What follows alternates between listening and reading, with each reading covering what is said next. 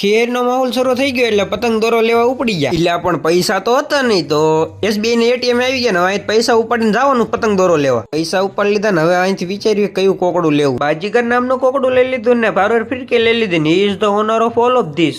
સમજ રહ્યો? હું બોલ્યો કે ખબર ન પડે ને કાંઈ વાંધો નહીં, મને નથી ખબર પડી હું બોલ્યો એ. ખબર ન પડી હોય કાંઈ નહીં, બધું જવાઈ દો ને અમે ખસકાઈ મીકા ઘર બાજુ. ઘરે જતા પેલા સાંભળી ગયું કે લે દોરો ફિરકો લીધો પણ હજુ દોરો પાવાનો બાકી, દોરો પાવા આવતા રહ્યા. પછી તો દોરો પાવડર લીધો, એક્ટિવાને સ્લેપ માર્યો ને પછી ઉપડી ગયા ઘર બાજુ. બપોર પછી નવરા હતા પછી આવી ગયા મેદાનમાં વોલીબોલ રમવા. થોડોક ટાઢો પવન ને આકાશમાં પતંગો સગવા માંડી એટલે આવતા રહ્યા ધાબા ઉપર ને અહીંથી પતંગો સગાવતા પણ અમારા કેમેરામેન ને થોડું શીખવાડવું પડે. પછી કેમેરામેન ને કીધું એ રીતના એ વિડીયો ઉતારે. પછી અક્ષુ આવતો રહ્યો ધાબા ઉપર ને એ કે મારે પતંગ સગાવી હતી, એને ઘડીક પતંગ સગાવવા આપી દીધી. હું તમને કાલ મળું તાવ ફોલો બટન દબાવતા જજો.